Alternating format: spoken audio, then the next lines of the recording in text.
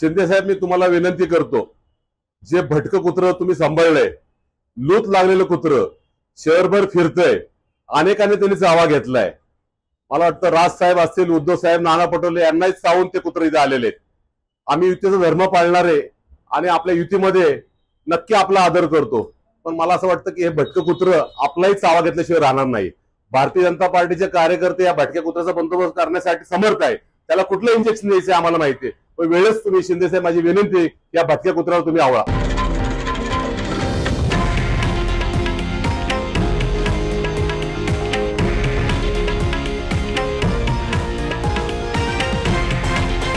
हे आहे देशातील नंबर 1 न्यूज नेटवर्क आणि आपण पाहत आहात TV9 मराठी, एकमेव.